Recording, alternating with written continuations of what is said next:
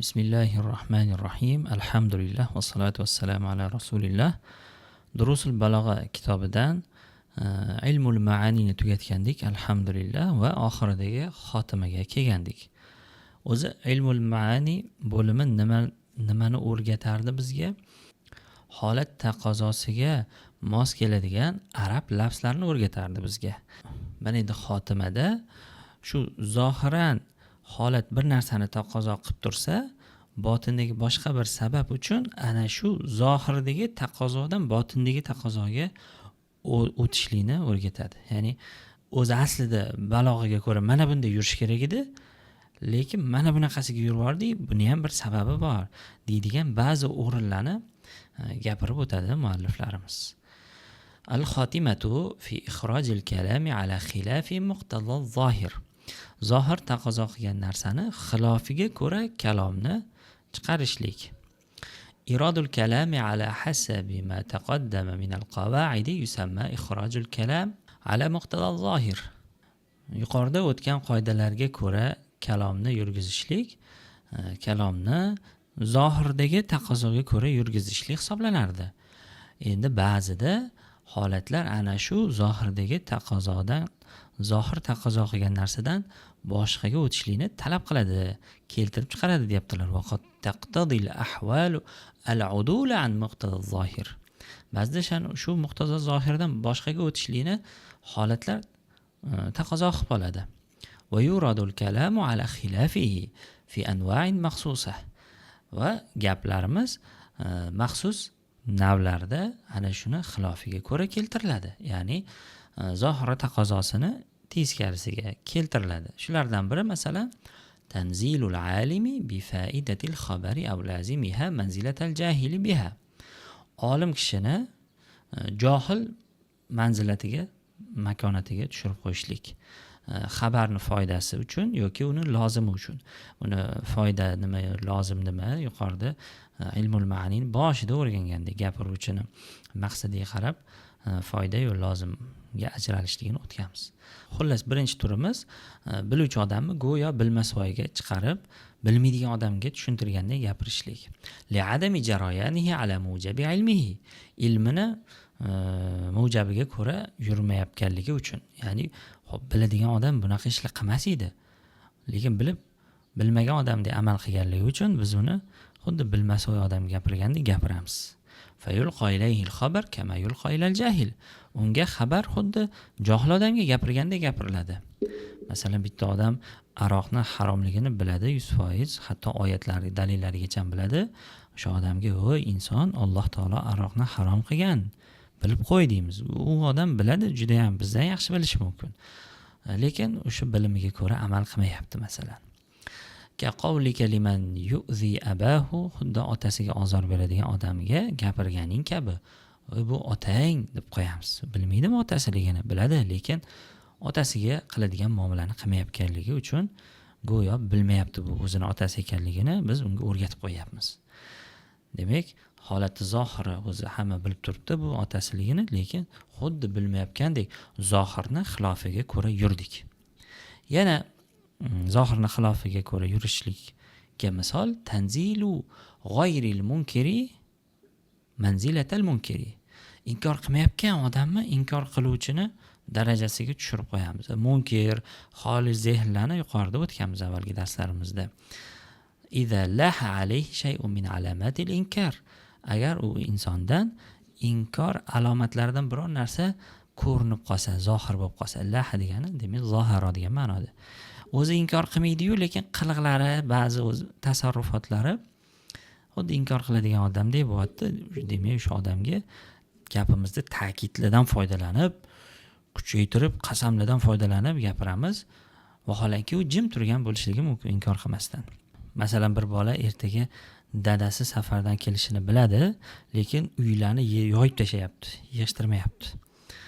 Vaholanki biladi, inkor qilmayapti, lekin undan ba'zi inkor qilish alomatlari ko'rinyapti. Ya'ni go'yo xuddi kelmaydigan, otasi kelmaydigandek uyga evrisitib yuribdimi? Shunda onasi aytadi, "Albatta ertaga dadang keladi" yoki qasam ichib gapirsa, balog'atga zid bo'lib qoldi, chunki haligi bola inkor qilmagandiku, dadam kelmaydi demagandiku desak, yo undan ba'zi shuni alomatlar zohir bo'lyapti, garchi inkor qilmasa ham mana qilayotgan qiliqlardan bilyapmizki, go'yo xuddi otasi kelmaydigandek sakillab yuribdi, uylarni yig'ishtirmasdan, vazifalarni qilmasdan deymiz.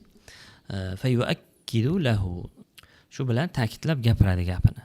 Masalan, jaa shaqiqun aridan rumhahu inna bani ammika fihim rimahu.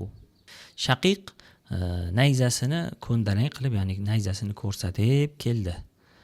Albatta amakingni bolalarida ham nayzalar bor deb qo'yapti. Ya'ni bir shaqiq degan inson nayzasini ko'rsatib, maqtanib kerilib yoki do'q popsa qilib kelayotgan bo'lsa, shaqiqqa qarab aytayaptiki, mana bu amakivachchalaringda ham bunaqa nayzalardan bor deb albatta ta'kidi bilan qo'shib gapirilyapti. Vaholanki shaqiq buni inkor qilmadi, ya'ni qarshi tomonda qurol yarog' borligini inkor qilmadi, lekin uni tasarrufotlaridan bilyapmizki, go'yo biz yutqizib qo'yamiz, bizni qurollarimiz yo'qdek nayzalarni o'ynatib, qilichlarini ko'rsatib kelyapti bizga. Shunda ta'kid bilan gapiryapmiz. Uni amallaridan go'yo inkorni ko'rganimiz uchun. Demak, og'izda inkor qilishligi shart emas ekan, amallardan ko'rsak bo'ldi, shuni o'zida ta'kidlab gapirsak bo'laverar ekan. Mana inna bani ammika deb ta'kid bilan gapirildi. Va ka qawlika lisailil mustab'idi husul al-faraji, najot hosil bo'lishligini uzoq sanagan, ya'ni bo'ldi endi najot topmaymiz deb savol bergan odamga mana bunday deganing kabi. Innal faraja qarib, la qarib, albatta najot yaqindir. Mana inna bitta ta'kid, la qarib ikkinchi ta'kid. Vaholanki u odam najot bo'lmaydi, najot kelmaydi deb inkor qilmagan edi, lekin uni zehnida uzoq sanagan edi o'zichalik, bo'ldi endi yutmasa kerak deb o'ylagani uchun siz unga ta'kidlar bilan gapirasiz. Va tanzilul munkiri aw shakki manzilatal xoli. Yoki xuddi shu kabi inkor qilib turgan odammi yoki gumon, shak qilib turgan odammi xuddi xoli zehn martabasiga ko'tarib qo'yasiz. Ya'ni xuddi inkor qilmagandek odamga siz javob bergandek javob berasiz. Ya'ni ta'kidlardan foydalanmasdan. Sizga qarab chiranib, inkorli qilib dalilni keltirib turibdi, siz xuddi indamasdan turgan odamga gapirgandek, ha yoki yo'q deb javob berib qo'yapsiz. Voy, men senga shuncha gap gapiryapman. Ta'kidlar qo'shib balog'a o'qigansan-ku, ta'kidlardan foydalanib javob bermaysanmi desa, ya'ni u odamning holati arzimaydi deganga o'xshab go'yo ta'kidlardan foydalanishga. Idza kana ma'ahu min ash-shawahidi ma idza ta'ammalahu zala inkaruhu. Agar ana shu odamda, ya'ni qarshimizdagi turgan odamga qarshi shunchalar dalillar ko'pki, shuncha dalillar bor, ularni tafakkur qilsa, shu inkori ketib qolardi o'zi. Shu aqlini ishlatmasdan o'sha dalillarga qaramaganligi uchun biz ham demak chiranib, ta'kidlab gapirib o'tirmaymiz. Shunchalar masala vodih bo'lgani uchun shunday xoli zehnga javob bergandek javob berib qo'yamiz. Xuddi Alloh taolo mushriklarga qarab va ilahukum ilahun vahid deydi-ku. Ilohingiz birgina ilohdir. Shu yerda ta'kidlardan foydalanib inna ilahakum la vahid deb aytmadi. Boshqa o'rinda aytgan, lekin bu yerda inna qo'ymadi, gapning oxiriga lamu tavkid qo'yilmadi. Oddiy ilohingiz bittadir deb qo'yildi. Nimaga? Desa, chunki o'zi aqlini ishlatganda topardi, shuncha dalil bor. Osmonlar, yerda shuncha dalil bor. Topmadimi? Demak, xuddi u odamni munkir emas, qaysi darajaga ko'tarib qo'ydik? Xolis zehn darajasiga ko'tarib qo'ydik. Aw shakkuhu, shakka yoki inkori ketib qolardi shu dalillarga qaraganida. Ka qawlika liman yunkiru manfaat at-tibbi, xuddi tibbiyotni foydasini inkor qilgan odamga yoki gumon qilgan odamga at-tibbu nafi'un deb qo'yamiz. Tibbiyot foydalidir. Voy, inson aqlini ishlat, tibbiyot foydali, mana deb isbotlab yotmaymiz. Chunki o'zi qaraganda bilardi shundoq foydali ekanligini tibbiyotda. At-tibbu nafi'un deb qo'yamiz, tamom. Yana zohirni muqtazosiga xilof yurishlardan biri wada'ul madi mawdi'al mudari'i. Mozini muzori o'rnida ishlatishlik. Li gharadin, biror bir maqsad uchun. Kattanbihi ala tahaqquqil husul. biror bir narsani hosil bo'lishini aniq ekanligini eslatib qo'yishlik uchun. Masalan, Alloh taolo aytadiki, ata amrullohi fala tastajiluhu. Alloh taoloning ishi keldi. Unga shoshilmanglar.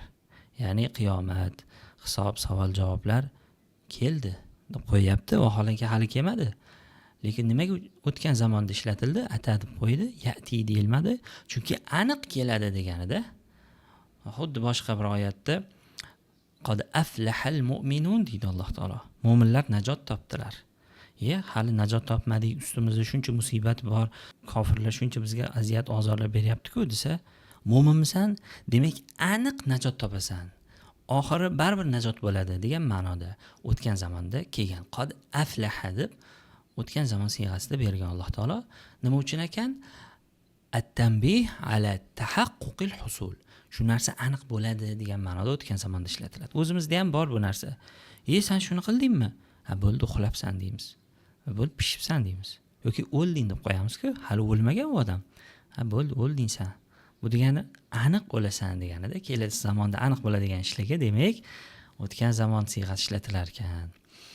Avit tafaul yoki tafaul, ya'ni yaxshilikka yo'yish vajhidan ham o'tgan zamon siyg'asi ishlatiladi. Masalan, in shafakallohu al-yawm tazhab ma'i ghadan. Agar Alloh taolo bugun senga shifo bersa, ertaga men bilan borasan. O'ynagani masalan. Shu yerda mana in shafakalloh deb shafaka deb o'tgan zamon siyg'asi ishlatildi. Ya'ni yaxshilikka yo'yish, Alloh shifo bersin senga, shu shifo bersa deyapti. Avaksuhu, ya'ni moziyda gapirish kerak bo'lgan o'rinda muzoriyda gapiriladi. Wada'ul mudari' mawdi'al madi li gharadin, bu ham bir maqsadlar uchun. Kastihdari suratil gharibati fil khayal. Zehnga o'sha g'arib bir suratlarni, manzaralarni keltirish uchun, shakllantirish uchun. Tasavvur qiling, bog'da yuribsiz. Deymizku, yuribsiz, yurdingiz emas, yuribsiz, yuryapsiz. Kecha kelyatuvdim, mana bunday odam yo'limdan chiqayotganida deymiz. Hammasini kelasi zamon qilib gapiramiz. Muzoriyda gapiramiz yoki Allohullazi yursilur riyaha fatuthiru sahaba. Alloh taolo shunday zotki, u shamollarni jo'natadi va natijada bulutlarni qo'zg'aydi. Shu yerdagi tuthiru fa atharat mozi ma'nosida bo'ladi aslida. Ya'ni va bulutlar shuni natijasida qo'zg'aldi. Ya'ni shamolning natijasida bulutlar qo'zg'aldi degan ma'noda ekan. Yoki yana bitta maqsadi, ya'ni mozi ma'noda muzoriyni ishlatishdan maqsad ifadatil istimrori fil awqatil madiya. O'sha o'tgan zamondagi bo'layotgan ishi davomli bo'lganligini bildirish uchun. Law yuti'ukum fi kathirin min al-amri la'anittum. Agar ishlardan ko'pida sizlarga itoat qilganda edi payg'ambar, ya'ni Allohning buyrug'iga qolib sizlarga ergashib ketganida edi, la'anittum, qiynalib qolgan bo'lardinglar. Ya'ni zalolatga uchrab ketgan bo'lardinglar. Shu yerda yuti'ukum itoat qilib yurganida edi deyilyapti. Demak, o'sha o'tgan zamonda shu ish bardavom bo'lganda edi degan ma'noda, ya'ni o'tgan zamonda shu ish cho'zilgan. Qanchadir muddat bittada taq itoat qildi emas, itoat qilib yurganida edi degan ma'no borligi uchun. Ya'ni law istamarra ala itoatikum, agar sizlarga itoat qilishda bardavom bo'lganda edi degan ma'noda. Keyingisi, ya'ni muqtazo zohirni xilofiga yurishlardan biri vadol xabari mawdi'al insha. Xabariy jumlani inshoi jumla o'rnida ishlatish, ya'ni buyurish kerak bo'lgan joyda oddiy xabar berib qo'yishlar keladi. Tafaul uchun. Buni ham maqsadlari bor ekan, shulardan biri tafaul, ya'ni yaxshilikka yo'yish uchun. Masalan, hadakallohu li solihil amal. Alloh seni solih amallarga hidoyatlasin. Shu yerda o'zbekchada hidoyatlasin deb buyruq qilib tarjima qilyapman, lekin arabchada hadaka deb mozi shaklida xabariy jumla o'laroq kelgan. Lekin ma'nosi nima ekan? Inshoi ekan, ya'ni talab bor bu yerda. Va izhari rag'bati, rag'batni, ya'ni shavqni, zavqni ko'rsatish uchun ham shu shaklda foydalanilar ekan gaplarimiz. Masalan, razaqaniyallohu liqaak. Alloh sen bilan uchrashishga yana rizqlantirsin meni. Yana bir uchrashishlik demoqchi.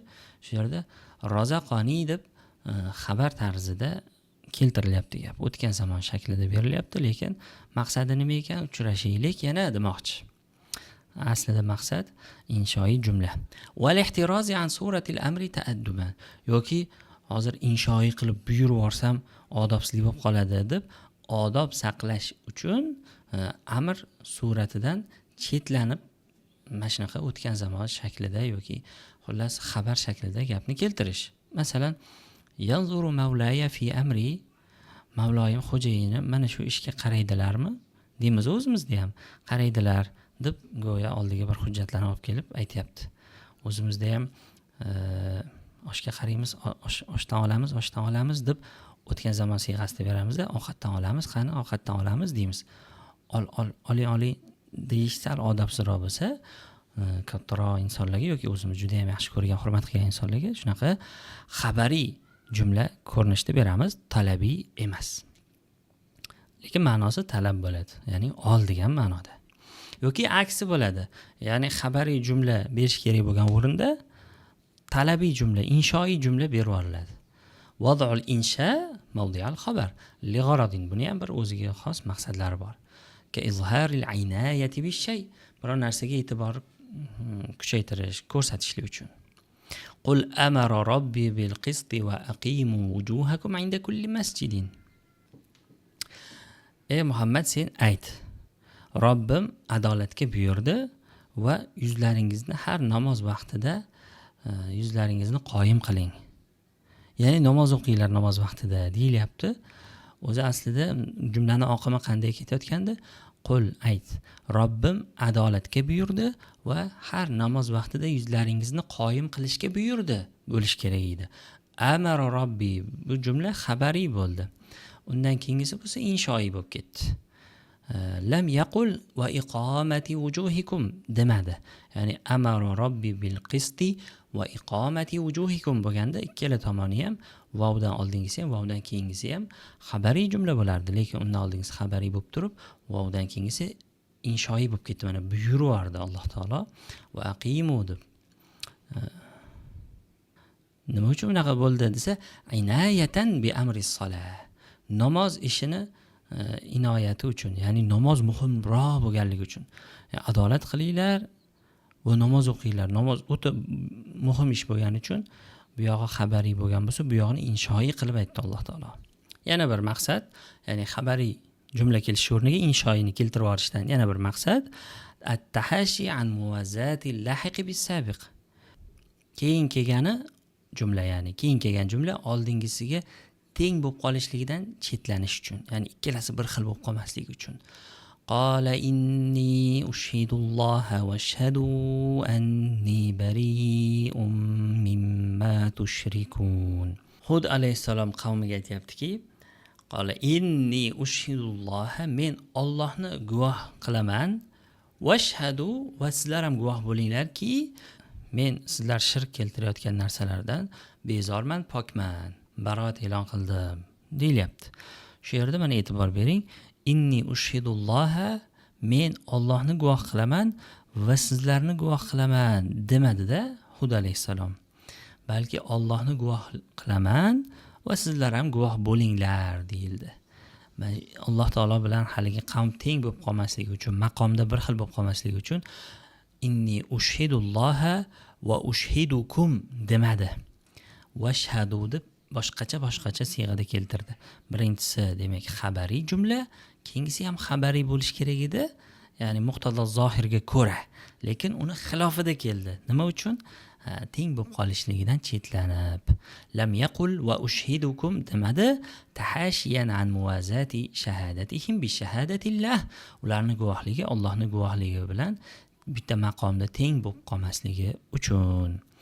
Va tasviyati, va barobarligini bildirish uchun ham demak xabariy jumla o'rnida inshoiy jumladan foydalanilar ekan. Anfiqu taw'an aw karhan la yutaqabbala minkum. O'z ixtiyoringlar bilan yoki majburiy tarzda infoq, ihson, sadaqa qilinglar, sizlardan aslo qabul qilinmas. Bu yerda ya'ni o'z ixtiyoringlar bilan sadaqa qildinglarmi yoki majburiy sadaqa qildinglarmi, baribir qabul bo'lmaydi degan xabariy jumla kelish kerak edi, lekin inshoiy jumla keltirib yuborilgan bu yerda. Nima uchun? umuman farqi yo'q, ikkalasi ham bir go'r degan ma'noda. O'zimizda ham bor. Sadaqa qilasanmi, qilmaysanmi yoki xoh sadaqa qil, xoh sadaqa qilma, umuman meni qiziqtirmaydi deymiz. Bu yerda ham shunaqa. Qil, xohlasang qilma, Alloh taolo sizlardan qabul qilmaydi deyilyapti. Xabariy o'rnida demak inshoiy keldi. Qanaqa ma'noda? Tasbiya umuman farqi yo'q degan ma'noda ham mana shunaqa inshoiydan foydalanar ekan. Keyingi ko'rinish, ya'ni muqtada zohirga xilof o'rinlardan biri al-idmaru fi maqamil izhar. Ya'ni so'zni o'zini keltirish kerak bo'lgan o'rinda zamir keltirish. Uni ham o'ziga xos maqsadlari bor. Masalan, kaddi'ai anna marji'a ad-damir daimul huduri fi zihn.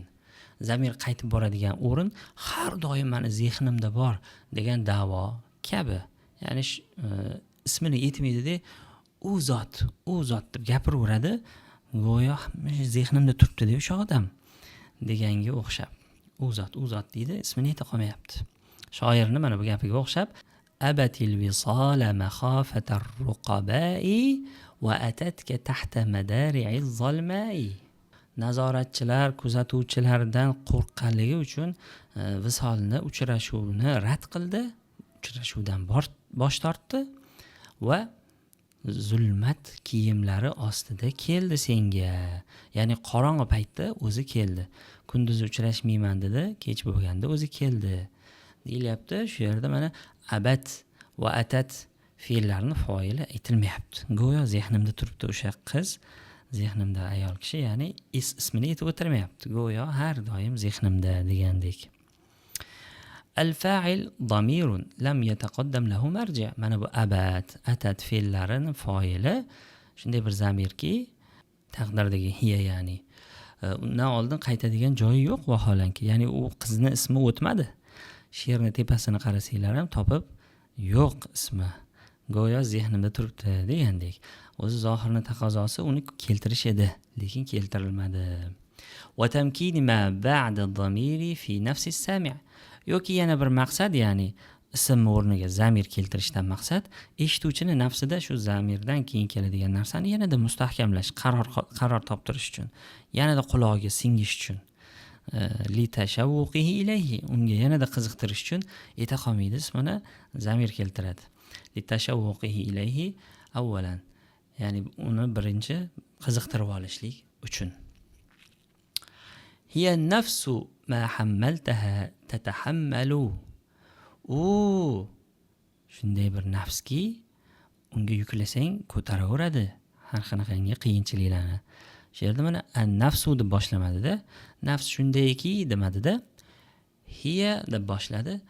Zamir nima ekan bu desa, birinchi zamir keltirib olindi, chunki shu nafs so'ziga odamlarni qiziqtirib olishlik uchun ekan.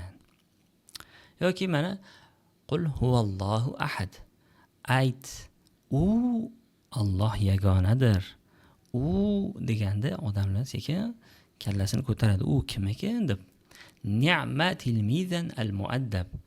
Yoki naqadar yaxshi o'quvchi-ya, odobli o'quvchi deb qo'yilyapti. Ni'ma tilmizan deganda kim ekan u deb qiziqadi odam. Keyin mana al-muaddab deb aytib qo'yilyapti kimligi. Yoki aksi keladi, ya'ni zamir kelish kerak bo'lgan o'rinda tiqaveramiz ismini, zohir ismini keltiramiz. Al-izhar fi maqamil idmar, zamir kelish kerak bo'lgan o'rinda zohir ism keltiriladi. Buni ham o'ziga xos maqsadlari bor. Masalan, ka taqviyati da'il imtithal. Imtithal ya'ni buyruqni bajarishga chorlovini kuchaytirish uchun. Ya'ni eshituvchi odamni tezroq harakatga keltirish uchun. Masalan, qo'lingizga aytganingiz kabi sayyiduka ya'muruka bihaza. Sani sayyiding, sani amiring, hojang buyuryapti buni. O'zi hojasi qo'liga gapiryapti, lekin men buyuryapman demayapti-da. Men desa sal kuchsizroq bo'lib qolishi mumkin. Zamir bo'ladi-da, men desa zamir bu. Ana demadi-da. Nima dedi? Izhor qildi. Sayyiduka dedi. Tezroq buyurgan ishimni qilsin degan ma'noda. Yana muqtada zohirga xilof keladigan o'rinlardan biri iltifat. iltifot degani burilish degani, ya'ni yuzni burish iltifot deyiladi o'z aslida. G'oyibdan muxotobga, muxotobdan mutakallimga gapda undan bunga zamirga o'tib yurishlik iltifot deyiladi. O'zi bir tekis ketish kerak. Kimga gapirayotgan bo'lsangiz, o'shanga gapirishingiz kerak. Lekin undan bunga o'tishlik ham ba'zida kerak bo'ladi. Muqtozo zohirdan xilof bo'lsa ham. Nimaga? Uni ham o'ziga xos maqsadlari bor. Masalan, eshituvchini uyg'otishlik uchun. Masalan, jumada, xutbada insonni Alloh taolo bir nutfadan yaratdi, zaif holatdan uni necha oy parvarishlab, quvvatga keltirdi. Shuncha quvvatga kelganingdan keyin endi kufr keltirasanmi, nonko'rlik qilasanmi, ey inson deb ketsa, masalan, birinchi inson uchinchi shaxs edi, uchinchi shaxs haqida gapirayotganda, keyin unga qaratib gapirib ketdi. Mana shu iltifot deyiladi, ya'ni g'oyibdan muxotobga burilib ketdi.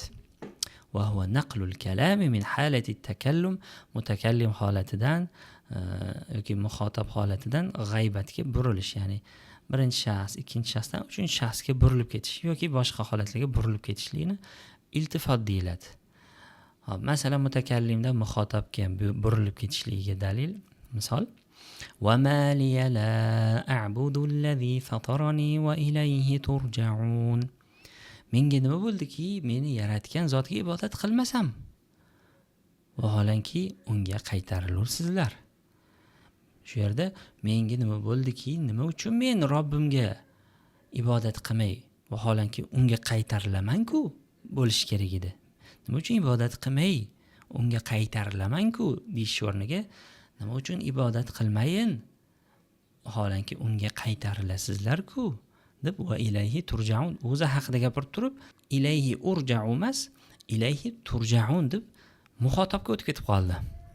Yoki mutakallimdan g'aybatga o'tib ketishiga misol: "Inna a'taynakal kawthar fasalli li robbika wanhar."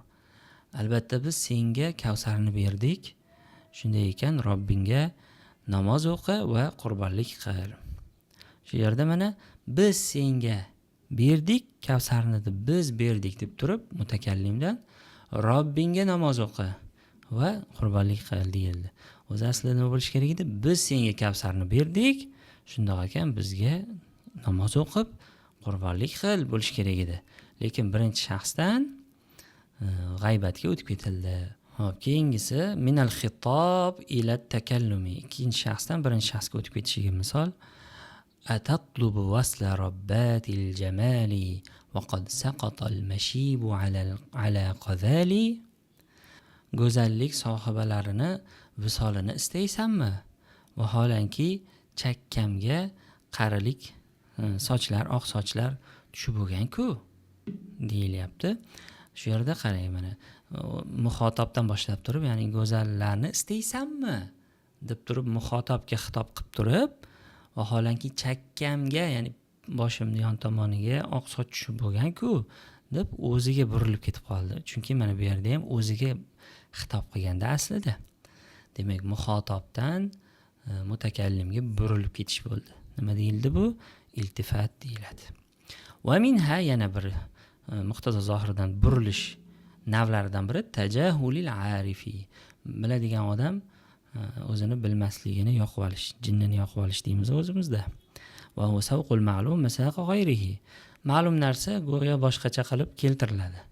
Bu ham o'ziga xos maqsadlar uchun. Katta obih, masalan, koyib ush berishlik uchun. Aya shajaral khaburi ma laka muriqan ka'annaka lam tajza' ala ibn tarifi.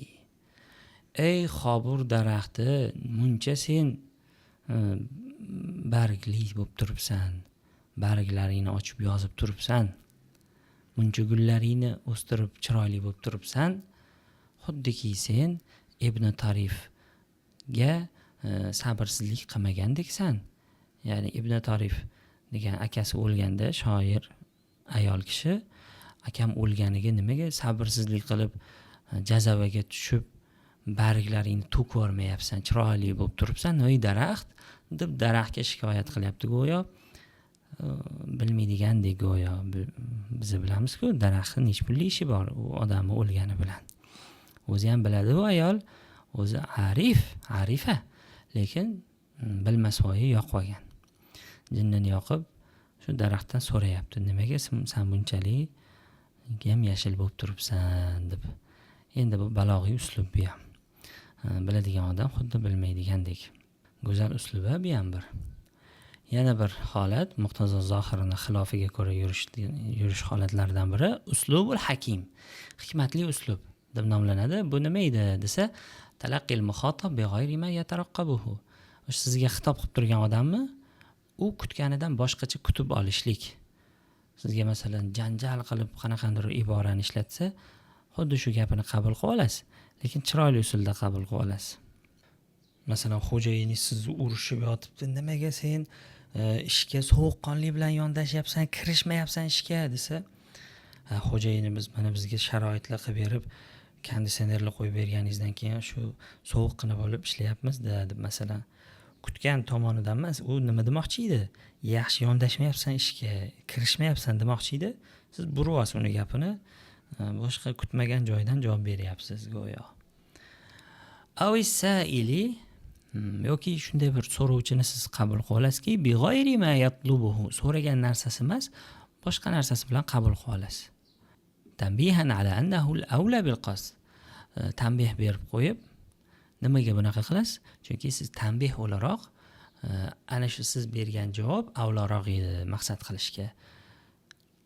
Ya'ni jinnicha savol bersa go'yo sizga, siz chiroyli narsani so'rash kerak edi, o'sha chiroyli narsaga javob berasiz. Masalan, hajga borganda hojilar 50 boshidan haj amallari haqida so'rash o'rniga shu Saudiyada benzin narxi qimmatmi deb so'rasa, siz uni savolini boshqacha qabul qilib, siz Arafatdan Muzdalifadan Minoga qarab borishlarda qiynalib qolmaymizmi deb so'ramoqchisiz shekilli. Yo'q, qiynalib qolmaysiz. Avtobuslar, taksilar hammasi turibdi, joy-joyida xizmatda inshaalloh deb javob berib qo'ysangiz, bu ham uslubul hakim deb nomlanadi. Fal avval birinchisiga misol, ya'ni muxotobni xitobini boshqacha u kutmagan tarzda qabul qilib olish. Yakunu bihamlil kalami ala khilafi muradi qailihi. Gapiruvchini murodini teskarichasiga gapini siz o'zingizga qabul qilasiz. Masalan, Qaba'saro degan odam Hajjojga gapirgani kabi. Vaqat tawa'adahu biqawlihi, Hajjoj shu Qaba'saroga mana bunday tahdid qilgan edi. La ahmilannaka ala al-adham. Seni adhamga mingashtiraman degandi. Adham deb Hajjoj kishanni nazarda tutgan, lekin Qaba'saro nima deb burvordi buni gapini? Mislul amiri yahmilu ala al-adhami wal ashhabi. Shu amirimizga o'xshaganlar adhamga mingashtiruradi, ashhabga mingashtiruradi amir bo'lgandan keyin deb burvordi gapini. Ya'ni adham deb bu yerda qora bayir, qora tusli ot yoki ashhab bu ham ot turi, ana shunga burvordi. Otlarni qora bayiriga ham, boshqa boychi boriga ham mingashtiruradi amir bo'lgandan keyin amirimiz deb qo'ydi. Adham deb ya'ni qora rangli narsalarga ishlatiladi. Qayd kishanlarni ham qorasiga adham deyilgan, ana shunga kishanliman dudi. Shu otga burvordi ma'nosini. Shunda Hajjoj unga aytdiki, aradtul hadid, men temirni nazarda tutdim. Ya'ni temir kishanlarni nazarda tutdim deb aytdi. Shunda Qaba'saro yana gapini burvorib, la ayyakuna hadidan khayron min ayyakuna balidan. O'tkir bo'lgani tentak bo'lganidan yaxshiroqda. Ya'ni hadid so'zini temir deb tushunmasdan hadid o'tkir deymiz o'zimiz ham. Mixti ekan deymiz u. Mixti bo'lgani yaxshida, tupoy ot bo'lgandan ko'ra bir mixti bo'lgan ot yaxshida deb qo'yapti. Yana haligi otga mingistiraman degan gapiga burib boryapti. Aradal Hajjaj bil adhamil qayd. Hajjoj adham deb kishanlarni nazarda tutdi, qamataman sani degan edi. Va bil hadid temir deganida al-ma'danil maxsus ma'danni nazarda tutdi hadid degan gapi bilan, ya'ni temirni. Va hamalaha al-Qaba'saro uni gapini ala al-farasil adham allazi laysa balidan. O'sha balid bo'lmagan, aqlsiz bo'lmagan, adham bo'lgan otga burvordi gapini. Bu ham nima ekan? Uslubul hakim. Ikkinchisi, ya'ni so'ragan odam jinicha savol bersa, siz uni go'zal savolga aylantirib javob berishlik ham uslubul hakim. Yakunu bi tanzili sual manzilati sual akhar. U bergan savolni boshqa savol o'rniga o'tkazib qo'yasiz. Munasibin li halati sayl. So'rovchi odamni holatiga munosib bo'lgan boshqa savolni o'rniga o'tkazib qo'yasiz. Ya'ni mana bu savolni bersa chiroyli edi, shu holatda deb turib, o'sha savolga javob berasiz. So'rovchi odam so'ragan savolga emas. Masalan, Alloh taolo aytadiki: "Yas'alunaka 'anil ahillah qul hiya mawaqitu lin-nasi wal hajj." Sendan hilollar haqida so'raydilar, oylar haqida so'raydilar. Ayt, u insonlar uchun va haj uchun miqotlardir, ya'ni belgilangan vaqtlardir. Ya'ni insonlar oyga qarab Zulhijja keldi, Zulqa'da keldi, haj qilamiz, Ramazonda ro'za tutamiz deb insonlar o'zini vaqtini belgilaydi bu oyga qarab deb Alloh taolo javob berdi. Vaholanki sahobalar nima deb savol bergan edi? Sa'ala ba'du sahabati an-nabiy sallallohu alayhi vasallam ma balul hilali yabdu daqiqan thumma yatazayadu hatta yasiru badran thumma yatanaqasu hatta ya'udu kama bada'a. Sahobalar payg'ambar alayhisalomdan so'rashgan ediki, oyga nima bo'ldiki, nima uchun oy ingichka bo'ladi, keyin kattalashib to'liq dumaloq Badr oy bo'ladi, keyin yana kichkinalashadi, eski holatiga qaytadi. Nimaga katta kichkina bo'ladi oy deb so'rashuvdi. Alloh taolo nimaga katta kichkina bo'lishligini emas, nima uchun shu katta kichkina bo'lishlikdan orqasidan keladigan foydalarni aytdi. Shu bilan haj mavsumlarini aniqlaysizlar, shu bilan insonlar namoz vaqtlarini, insonlar quyosh oyga qarab Ramazon vaqtlarini aniqlashligini, hikmatini aytdi, savoliga javob bermasdan. Faja'a al-javob 'anil hikmati al-murattaba 'ala zalik. Javob ana shu narsani ustida tartib topgan hikmat haqida bo'ldi. Ya'ni nima uchun katta kichkina bo'lishligi emas, katta kichkina bo'lganning orqasida nima hikmat bor? Shuni aytdi Alloh taolo. Li'annaha ahammu lis-sayl. Chunki so'rovchi odamlarga shunisi muhimroq edi-da. Nimaga katta kichkina bo'lishi emas. Hozir bilamiz nimaga katta kichkina bo'lishini, ya'ni quyoshdan kelgan nurni quyosh pozitsiyasiga qarab ba'zi joylari ko'rinadi, ba'zida bizga yerda turganligimiz uchun ba'zi joylari ko'rinmaydi. Fanazala su'alahum an sababil ikhtilaf manzilata su'al an hikmatihi. Alloh taolo shu sahobalarni oydagi ixtilofi sababini so'raganligi haqidagi savollarini undan kelib chiqadigan hikmat haqidagi savolga almashtirdi, o'zgartirdi, tushirdi o'sha holatga. Nimaga katta kichkina bo'ladi o'zi, sababi nima deyishuvdi. Buni orqasidan keladigan hikmatlarga javob berdi. Keyingi muqtado zohirni xilofida keladigan holatlarimizdan biri tag'lib, umumiylashtirib yuborish. Va huwa tarjihu ahadi shay'ayni 'ala al-akhar. Ikkita narsadan birini boshqasidan rojih ustun qilib yuborishlik, umumlashtirib yuborishlik. Fi itlaqi lafziha alayhi, uni biror bir lafzda ishlatayotganimizda. Masalan, muzakkarni muannasga g'olib qilib yuboramiz. Masalan, 5 ta erkak, bitta ayol turgan bo'lsa, hum ja'u deymiz. Ular keldilar deb muzakkar qilib ishlatamiz. Nimaga? Desa, chunki erkaklar ko'p, shuning uchun g'olibini ishlatib yubordik. Tag'lib deyiladi bu. Vaholanki alohida aytish kerak edi. Erkaklar, ayollar alohida qilib, har bittasiga mos keladigan zamir qo'yib aytishimiz kerak edi. Fi qawlihi ta'ala, Alloh taolo aytadiki: "Va kanat minal qonitin." Va u, ya'ni Maryam itoatgo'ylardan edi. Qonitat demadi. Itoatgo'y ayollar bor, itoatgo'y erkaklar bor. O'shalarni hammasini jamlab turib, muzakkar siyg'asini berdi-da, Maryam ana shulardan edi dedi. Demak, obid, solih insonlar, erkaklar ko'proq bo'lgani uchun muzakkar siyg'asi berildi g'oliblikka ko'ra. Va Maryam binti Imron ana shularning ichiga qo'shib yuborildi g'oliblikka ko'ra. Yoki ota bilan onani qo'shib turib nima deydi arabchada? Abavan deydi. Ikkita ota deganida o'zi ikkilik qo'shsa, ani ikkilikni bildiradi-yu. Abavan deyiladi, ota-ona tushuniladi bundan. Yoki katag'libil muzakkar val akhaffi ala g'ayrihima. Yoki muzakkarni g'olib qilib yoki yengilroq, tilga yengilrog'ini boshqasidan g'olib qilib misollar. Masalan, qomaroyni deydi.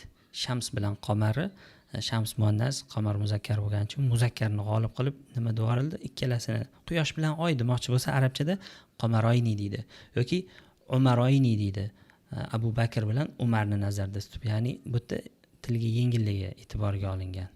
Bu yoqda muzakkarligi ustun kelib ketdi-ku, bu yerda Umar afzalligi, Abu Bakrdan Umar afzalligi ustun kelib ketgani uchun emas, Umar deyishlik Abu Bakr deyishlikdan tilga yengilroq bo'lgani uchun Umaroyni deyildi. Ay Abu Bakr va Umar. Abu Bakr va Umar demoqchi bo'lsa Umaroyni deb ishlatar ekan. Wal aksar alal kull, ko'pchilik hammani o'rniga ishlatib yuboriladi ba'zida. Masalan, la nukhrijannaka ya Shuayb wallazina amanu ma'aka min qaryatina aw la ta'udunna fi millatina.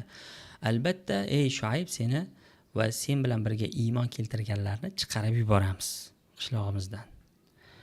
Aw yoki la ta'udunna fi millatina, yoki bizni dinimizga qaytasizlar. Shu yerda Shuaybni qabilasi to'g'ri kufrdan iymonga o'tgan edi. Va ular orqaga qaytsa, mana shu gap ishlatsa bo'ladi. Lekin zotan Shuayb alayhisalom kufrda bo'lmagan-ku, qanaqasiga kufrga yana qaytasan deb ayta olamiz. La ta'udunna fi millatina, yoki eski diningga qaytasizlar deyilyapti-ku. Haligi Shuaybni qavmiga qo'shib Shuaybni ham kirgizib yuborildi bu yerda. Ya Shuaybu wallazina amanu ma'aka deb bu yerda ikkiga ajratib aytildi. Ey Shuayb va sen bilan iymon keltirganlar, yo chiqib ketasizlar qishlog'imizdan, yoki hammalaring eski dinga qaytasizlar. Shuayb eski dinda bo'lmaganki qaytsa. Lekin ko'pchilik eski dinda bo'lib turib keyin islomga kirganligi uchun o'sha ko'pchilikka ichiga qo'shib yorib Shuayb alayhisalomni ham la ta'udunna deyilyapti. Tushunarli bo'lyaptimi? Demak, aksar kul o'rnida ishlatib ketilyapti. Ko'pchilik kufrdan chiqib islomga o'tganligi uchun yana qaytib orqangga qaytasizlar deyilyapti. Shularning ichida umuman kufrdan chiqmagan, zotan o'zi islomda bo'lgan Shuayb alayhisalom qo'shib yuborildi. Demak, ko'pchilikning ichiga ozchilik kirib ketib qolib, aksar kul o'rnida ishlatib ketildi. Bu ham demak tag'libni bir ko'rinishlaridan biri. Ma'a annahu lam yakun fiha qattu hatta ya'uda ilayha. Vaholanki Shuayb alayhisalom ular bilan hech qachon bo'lmagan-ku kufrda, toki kufrga qaytsa yana. Yana bir misol tag'libga boshqalar, ya'ni g'oyri oqillar oqilga qo'shib ishlatishlik. G'oyri oqillarni oqilga qo'shib ishlatib olishlik ham tag'lib ko'rinishdan biri. Masalan, alhamdulillahi robbil alamin. Olamlar Robbisi Allohga hamd bo'lsin deganimizda, olamlar degani ya'ni insu jinslar kiradi va Allohdan boshqa hamma narsa kiradi. Ularning ichida insu jins, farishtalar bu oqillar hisoblansa, ya'ni aql yurituvchi, tafakkur egalari bo'lsa, undan boshqa tog', tosh, daraxt hammasi bular g'oyri oqil, aqlsizlar ham o'sha aqllilarni ichiga kirgizib yuborildi-da. Al-alamin muzakkar, oqillarni jam siyg'asi ishlatildi. Al-alamuna bu nima siyg'a edi? Jam muzakkar solim, faqat oqillarga ishlatilardi. Lekin g'oyri oqillar ham tag'lib yo'liga ko'ra kirgizib yuborildi uning ichiga. Ya'ni oqillarning siyg'asi ularga ham ishlatilib ketdi. Nima uchun? Oqilli ko'proq bo'lgani uchun. Insonlar, farishtalar, jinlar ko'proq bo'lgani uchun, mana bu tog', tosh, hayvonlar kamroq bo'lgani uchun ko'piga qo'shib yuborildi bu ham. Allohu alam. Demak, mana shu ko'rinishlar bor ekan. Bundan boshqa yana muqtada zohirga xilof keladigan ko'rinishlar bor. Ularni keyingi kitoblarda ko'ramiz. Shu bilan ilmul ma'ani bo'limimiz yakunlandi. Keyingi darsdan ilmul bayonga kirishamiz. Subhanakallahumma bihamdika ashhadu an la ilaha illa anta astaghfiruka va atubu ilayk. Assalomu alaykum va rahmatullohi va barakatuh.